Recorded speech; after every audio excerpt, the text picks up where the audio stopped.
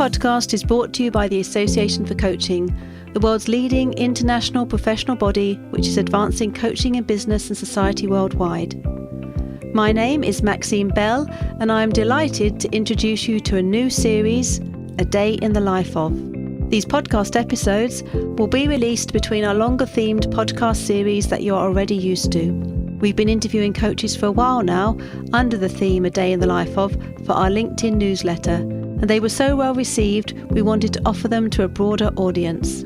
The interviews are with real, everyday coaches across the globe from all walks of life who join me to honestly and bravely share their journeys into coaching, how they coach and run their business, what they love and what their challenges are, as well as how they integrate self-care into their practice. It's a real honour to get a sneak peek into their lives, and we hope that listening to their stories will inspire, encourage and assist you, whatever stage of your coaching journey you are on. Hello and welcome back to our Day in the Life series. And today I'm really excited to have a guest who is going to show you that you can follow more than one passion and do it successfully, with a few challenges no doubt, but you can still do that. And it's about hopefully not having to put yourself in one box. So welcome, Selana Kong. Hello, thank you, Maxine. Thank you for introducing the not to put oneself in a box. Is that what you just said? Yes. I like to frame that into just take one step at a time and put one foot in front of the other. Yeah, thank you. And that is, I remember what came out when we had our initial chat. It did, yes, it did indeed, because when you've got lots of passions, you can easily become a bit unfocused as well. And overwhelmed. And this is why remembering that life is a journey and all I need to do is to put one foot in front of the other and I will get there. Exactly. Yeah. Thank you very much. Look at that. First drop of wisdom straight off, everyone. Fantastic. Well, I borrowed it from a friend. It's actually quite a nice way to start a podcast because, you know, when you start to listen, you might be in a certain vein and you've already just slowed everything down and said one step at a time. Yes. We met because you do some work for the Association for Coaching, but what would you like the listeners to know about you? Thank you. I'd like the listeners to know about where I come from. So I come from Hong Kong, which is where I originated. I was born and raised in Hong Kong before the handover. So it was a time of uncertainty. Lots of people were talking about the future of Hong Kong and what will happen when it is returned to China. So a lot of people decided to move and come back, move again and come back again. And that's me. So I moved to Canada, went back to Hong Kong, and then I moved to the UK, and now I'm in Hong Kong. That's what I want people to know about me. That's quite a journey and that's quite a cultural context, because from sitting back here in the UK, we obviously knew all that was happening. And I was wondering too, you know, what does that feel like from the other side?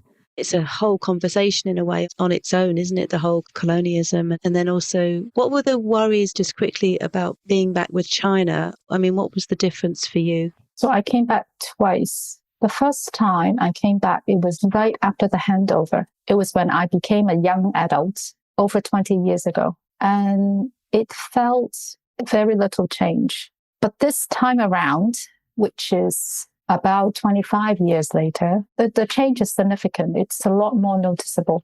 What is different is in terms of priority, we feel that the local people are competing with the mainlanders from mainland China who moved into Hong Kong. So the atmosphere is one of competitiveness and stress this time round. Oh, goodness. Yeah, that does sound tough. It's interesting how things evolve. There's obviously something underlying that I've got no awareness of. And this is why it was interesting to have you on, because I wanted to have voices from different cultures and different experiences.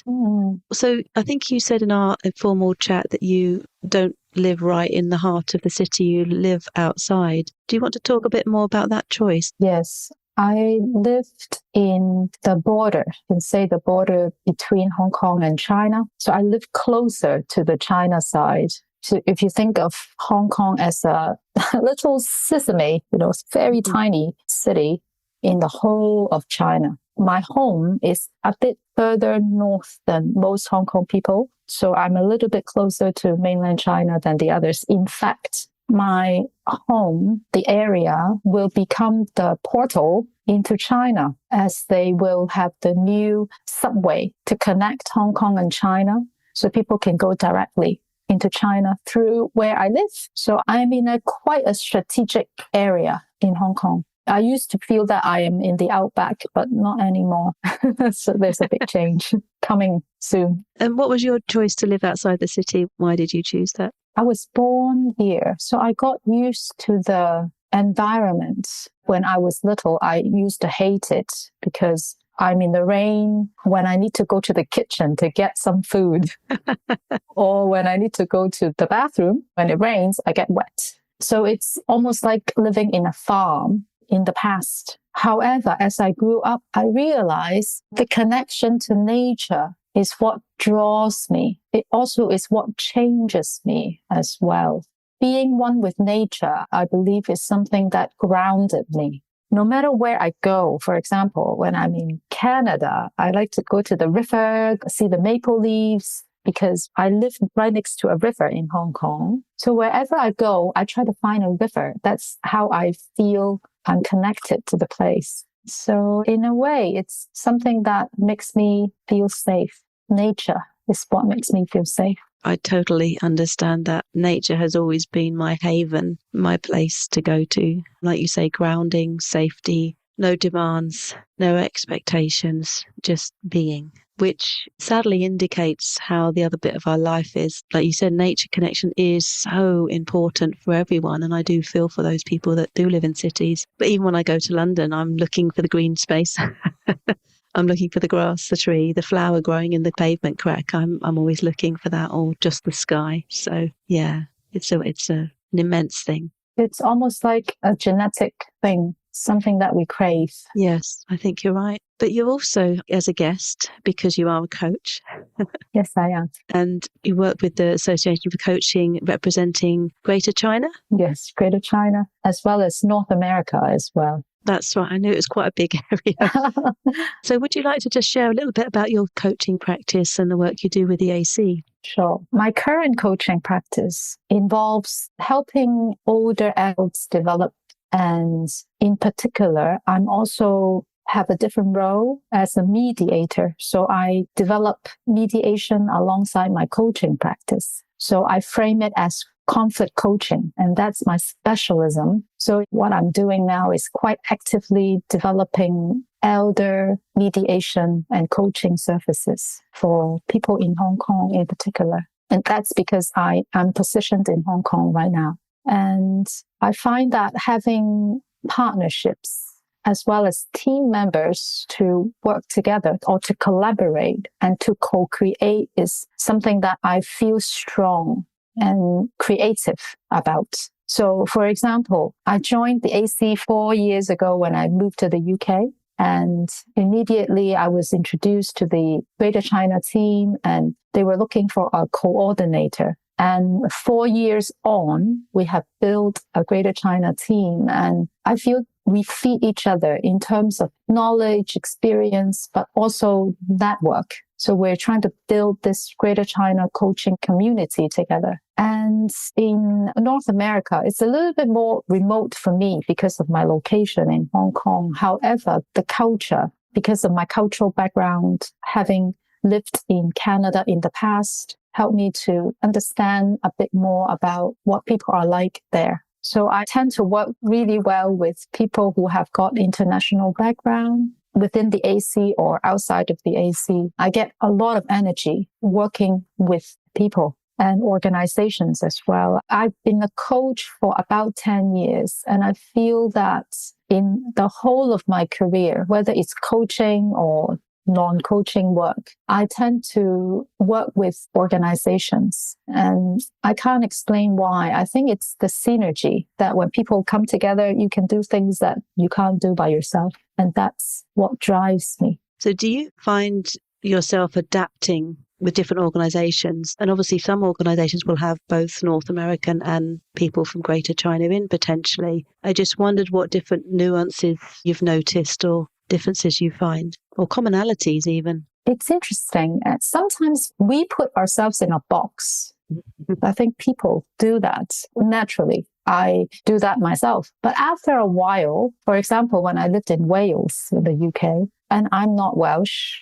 However, when I met people who are like-minded, there is some sort of trans-cultural communication going on. So I'm not Chinese anymore, and the other person is not Welsh anymore. We're just communicating as human beings, people.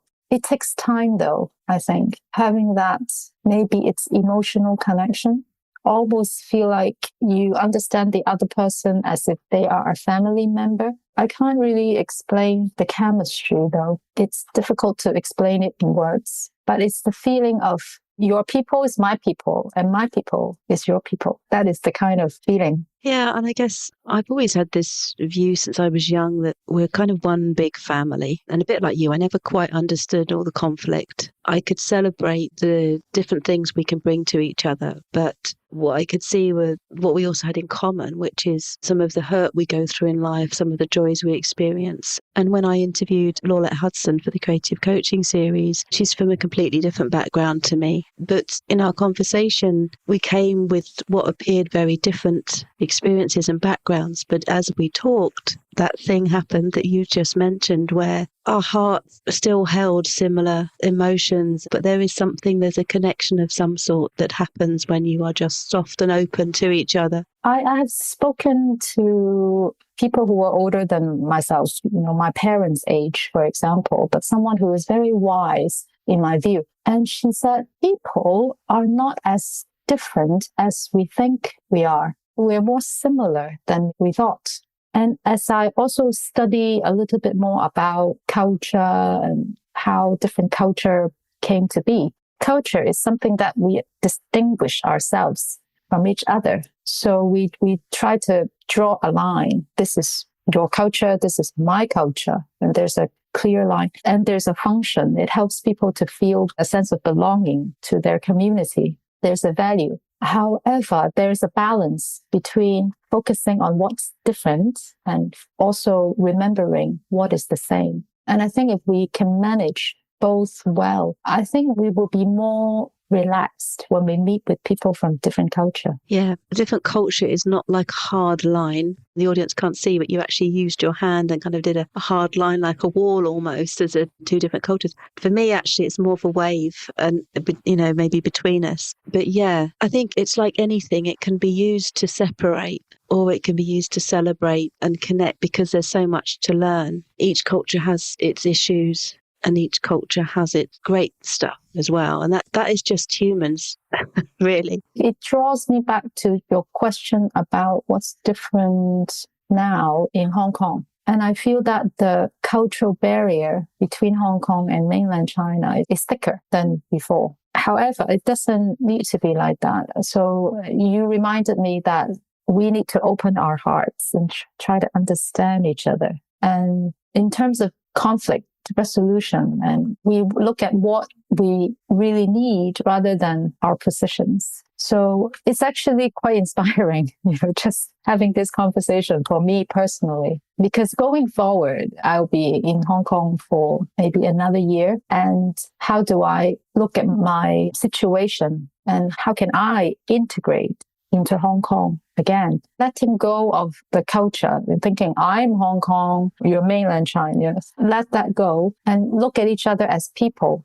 and how we can meet each other's needs. I think that will make the society a lot healthier. In some ways, understand the pain that was caused by the colonialism that happened, which both sides would have felt in a different way. So, history kind of lies in us, I guess, until we kind of look at it and we're ready to look at it with a sort of compassionate edge on both sides of what that experience was like for both sides of you. So it's really interesting that you've gone back into that situation and with this conflict resolution, this mediation skills, feels like quite an incredible opportunity, which also potentially helps your own personal experience with that. It is because Hong Kong, it has established a international mediation hub, which represents China. And the objective is to mediate between governments and also between international commercial organizations. So this is the big time for mediators in Hong Kong. However, I'm focusing on elder mediation because of opportunities, because some of my friends are doing it, but also because of my own parents aging. I became more experienced in handling not just the conflicts, but how a family changes when suddenly the older generation becomes sick or they need help. The whole family changes. So I'm going through that personally, and having my training in the past 10 years in coaching, mediation, and other things really helps. So help me mature as an adult, but also mature as a carer as well. That's really interesting because coaching is about self-development, and any good coach will be also doing that journey themselves. I think the two works in hand in terms of when we do mediation, we feel that people actually have conflict within themselves. So what they need to do is to be at peace with themselves. And that's what coaching can do.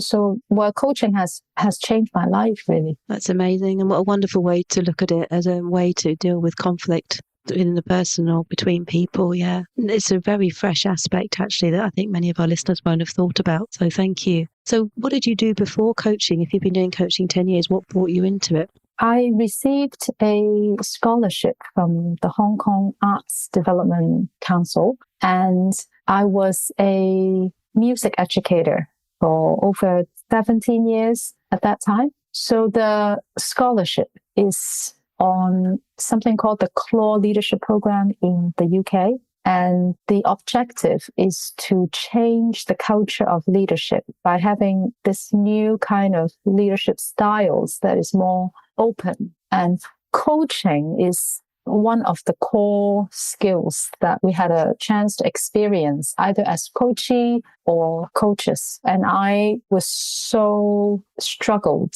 I was so stuck in the beginning because of my teaching background. I thought I was a total failure during the coaching sessions. However, I'm so strong as a driver. If you have me in your car, I probably would be the backseat driver, that kind of person. And I wasn't aware of that. But as soon as I became aware of that, the whole game changed. I need to let go and just let people drive. But in the background, I learned how to support them when they're driving. And that was a huge learning curve in the beginning, but it was rewarding. And that's why I'm still doing it. And it's interesting to me because I think it's still at the moment, the majority of coaches are women. And yet women are brought up to be the fixers, the rescuers, multitasking at all different things, caring, etc. So it's funny that we've headed towards coaching where actually we have to unlearn a lot of those habits. Because in many ways, those habits are things we've been taught to do. But what I've noticed for myself, certainly as a mother, is that at times by trying to control too much, I am not showing faith in my son. I am not giving him agency, not giving him space, and I'm not empowering him and showing him I believe in him. So I've been on a journey of stepping back in that relationship and watching him bloom, actually, by my stepping back. So I've had a lot of reflections on just so-called mothering and wondering if it's more smothering than mothering. But coaching really confronts quite a lot of that, if you're honest, and if you take it into your everyday life as well.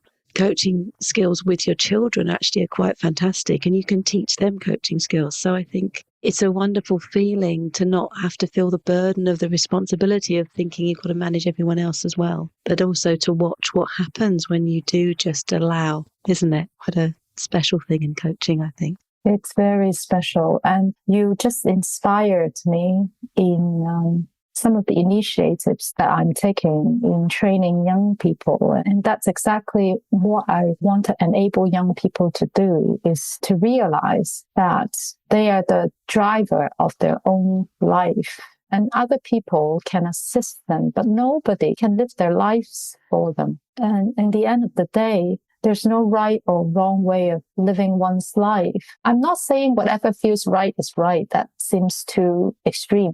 But everyone has their homework to do. It's about self-actualization. It's to realize what are they born for? What's the meaning of their own lives? But I think when young people have a chance to be inspired and be empowered to realize that no one else can discover the meaning of their lives for them. And if they start young to realize that they have the responsibility to discover it for themselves, that is a gift we can give to young people, I think. Absolutely. I mean, I was mostly a youth coach. That is most of the coaching I've done has been with young people. And they're just incredible as well because their energy, when they're given the space, their energy and their passion and their honesty is just wonderful to watch. And once you give them that space to bloom and discover, because they're battling against all the boxes people are trying to put them in, parents, teachers, whoever. And of course, this is us helping to create the future as well. Helping to create the future. Exactly. Because their future will look very different from what we imagine the future.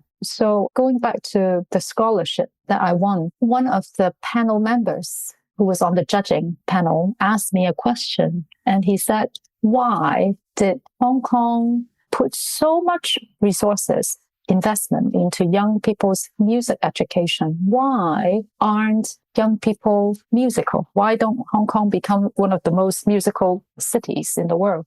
Immediately, I thought exactly what you said. The curriculum is made to fit people in rather than the other way around, rather than thinking of how unique each child is and support them the way they need to develop. So that's actually revolutionized the way I think of education. And it's easier said than done. I know that because innovation takes risks, and risks means that you may not get results quickly, and that perpetuates the old system. So how do we create space for something new for young people? I think this is a very big topic. It is a big topic, but it certainly is one to be looking at for sure. And I feel that there's a part that older people like myself, I'm mid-aged, and in Chinese sayings, by the time when you're 50, you know your calling, the purpose of your life. I think it's genetic. It's a progress of growth or a sign of maturity.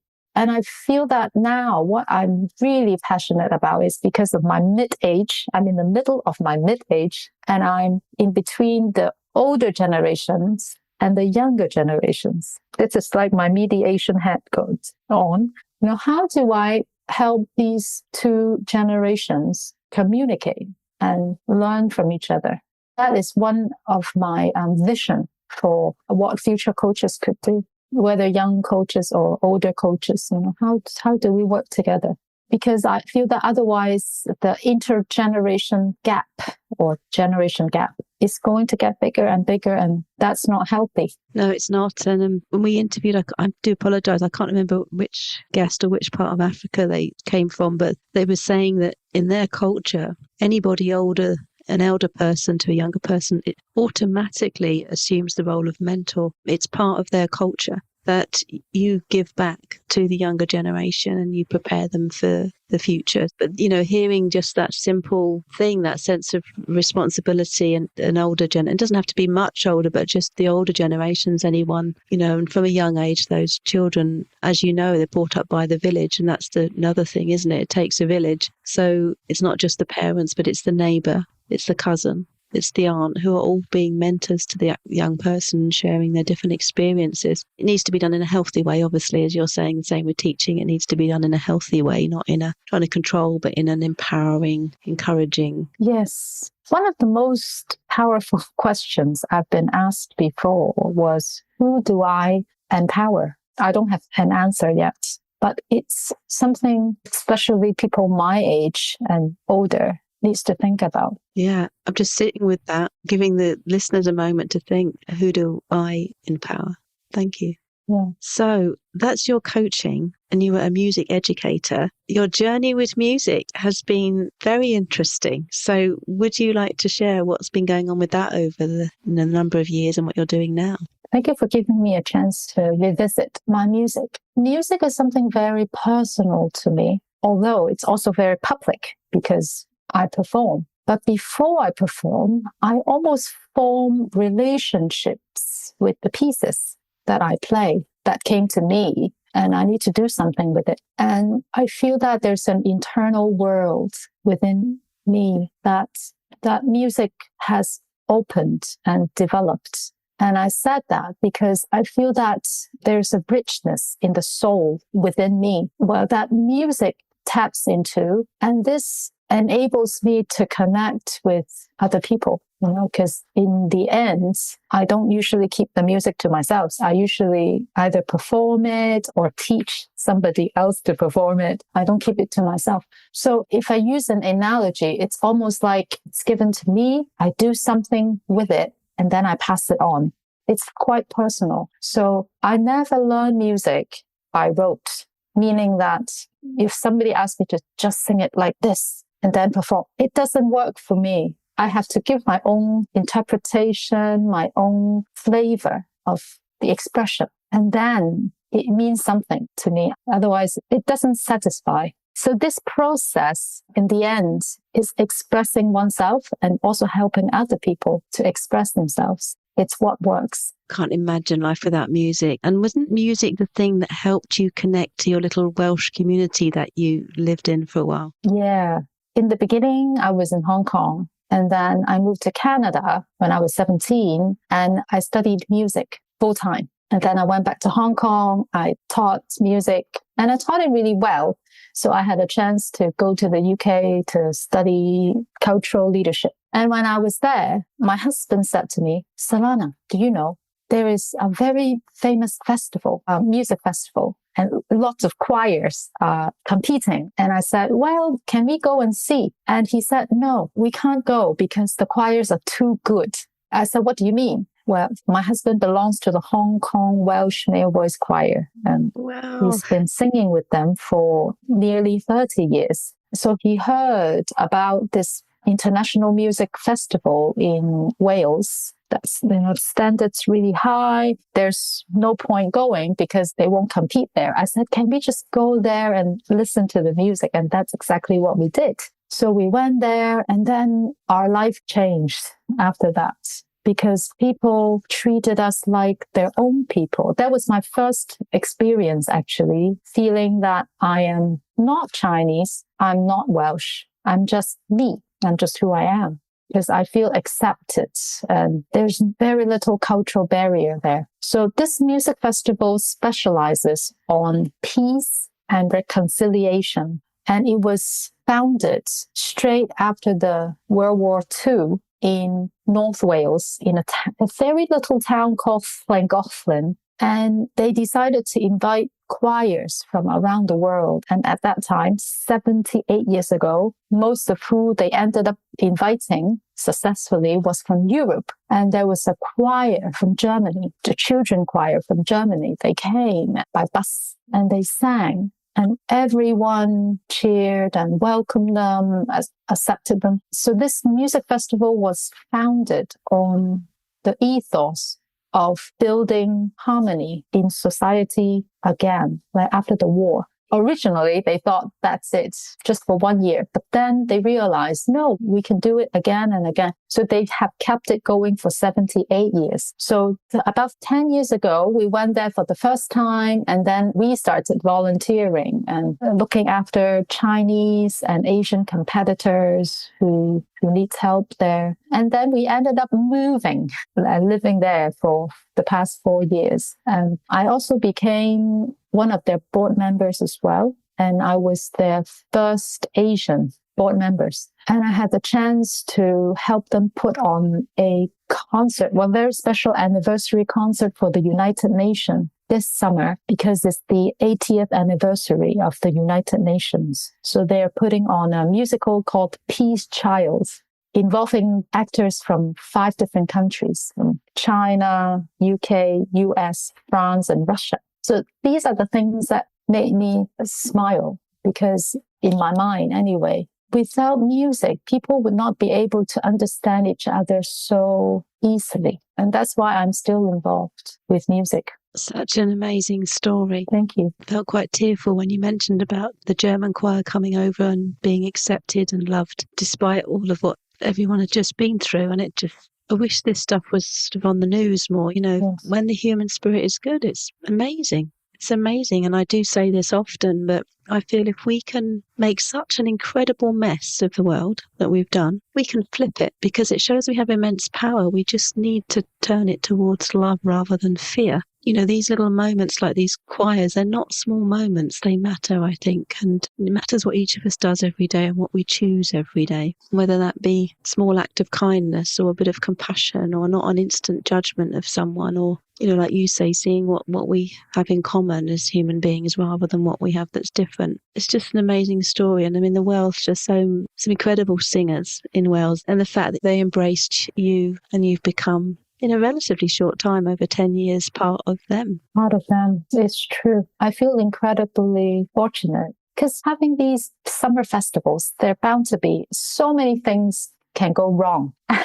But then I have experience helping people from different countries to resolve problems, either in the backstage or when they were about to go to stage or when they're on the field, they hurt themselves and then we need to do something. So these first-hand contact is so valuable because without music, we would have never met on a field.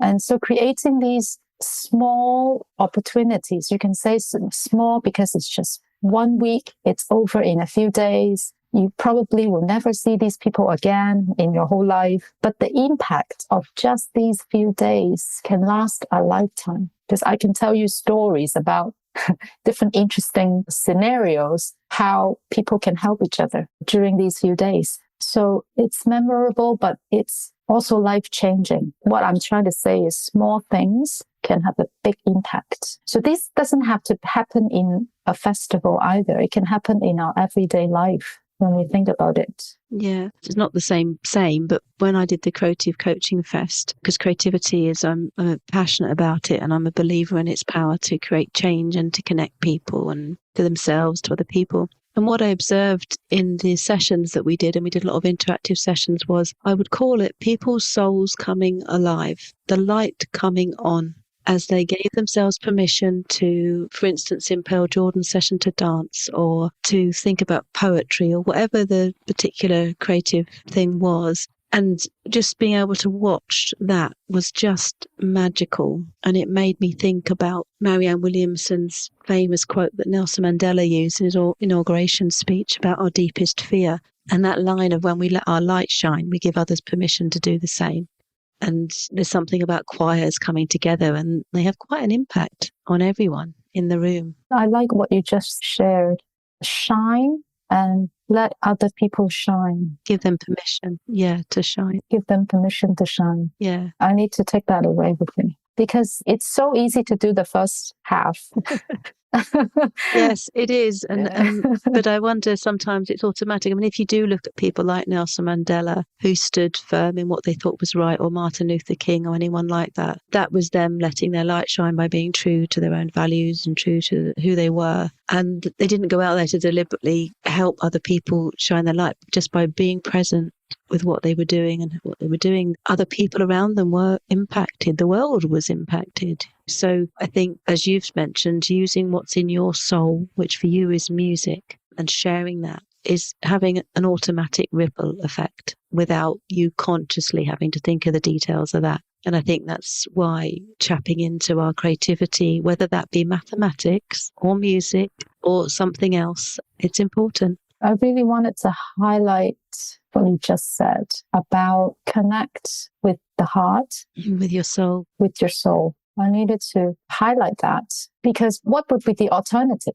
What if people don't tap into their souls? What will happen? What will happen to us? I think it's playing out already, Selana, in the world. I think it's playing out. There are more people now seeking to find what they really want to do, and coaching is definitely involved in that journey for people. How much unhappiness is in the world because people are not able to express what they really have the capacity to express. But I do wonder, actually, if the world, everyone was doing what they loved, what would it be like? And I'm starting to express my creativity again. And it is literally like turning the light on. Yeah, I like what you said about turning the light on. And I feel that what if you are, you suddenly realize that your life is nearly in the end, and you realize you haven't really done what you wanted to do. So how awful is that feeling? But yeah, I think, again, it's that thing that you said, that one step at a time. And that kind of ties in, doesn't it, with, is it ever too late to express yourself? Is it ever too late to be honest? I don't know. I don't think there's rules to this. I think it's about, like you say, having those moments and taking them. Yeah, I think so. When I was in my 40s, that is nearly 10 years ago now, I realized that why do people start to do what they love to do after they retire in their 60s and et cetera, et cetera. I thought, why can't we do it now? So I started singing in a community choir, which connected me to people who are so gentle, so kind and loving, and nearly every single one of them is older than me. And I feel that because a lot of younger people or younger adults don't give themselves permission to experience that kind of space, space where you can be yourself, space where you can own. You can say, this is my time. I can do whatever I want with it. So I started to realize it when I was in my 40s. So I think I may have started earlier than some people. So now I feel that I am more prepared for my aging. Yeah, it feels like we've gone away from coaching, but I don't think we have, because this is part of the role that coaching plays, whether you're a career coach or you're doing what you do. Part of that journey is helping people, I think, reconnect to themselves and their values, isn't it? That's a very core part of coaching, and particularly as coaching has developed and it's gone a bit deeper in many ways. It's gone past just goal setting. A lot of the coaches I'm meeting these days are more interested in that deeper level and that heart connection that people find with themselves. I just wondered, you've had quite an amazing journey with your music and with your coaching and what you're doing with the conflict resolution. What's been your biggest challenges along the way? My biggest challenge is sometimes I need to be defined by certain roles or certain status to feel that I am doing something important. Like when I was a board member, I felt very important and valuable. And now I'm transitioning into Hong Kong and I need to pick up new things to do, new roles to play. Does it mean that I am less valuable? This is a question that I'm bringing up. So the biggest challenge is, how do I see myself as a human being, and what are my values? Am I defined by other people and roles that I play in organizations, or can I define myself, who I am, what makes me feel important? This is my challenge, because I have launched my second career, which is coaching and mediation, after my first career, which is teaching music. And a lot of times the noise in the background say, go back, find a job, find a school that can employ you and you can teach there. Or this very tiny, quiet voice that says, wait a minute, you are doing something that suits you now. Just calm down and focus on who I am now rather than who I was in the past. So what's challenging for me is to believe in my second career, which is coaching and mediation and training as well. Yeah, it's interesting, isn't it? That it sounds a little bit like a kind of imposter syndrome, a little bit on the edge. A little monster that pops up, isn't he? That imposter syndrome guy. So it might not be a guy, but a girl, whatever. Yeah, because the new me, the new voice is teeny tiny compared to the past, which is like really loud. So how do you take care of yourself as a coach and a business owner? What do you do to take care? This is a great question. I can say many things. Most people can count them off, exercise, sleep well, eat well. But I think one of the ways I need to take care of myself is making sure that I do not forget my first love, which is music. Because so many things can happen and take over. But then when I push everything away and just let myself sit down in front of my piano, play my music, that is when I reconnect with myself. And that's something I want to do more of.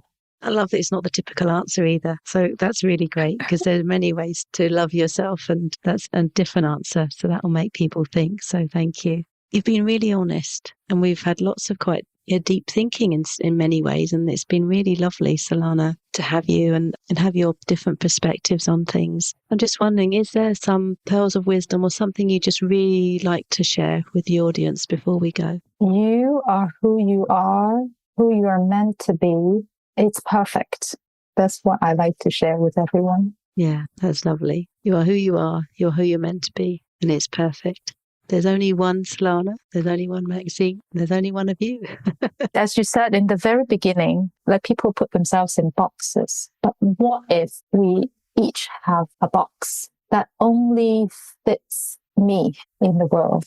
A different place. That's what I like to take away. And if people wanted to get in contact with you, Selana, what's the best way to do that? You can find my website. It's called Magi.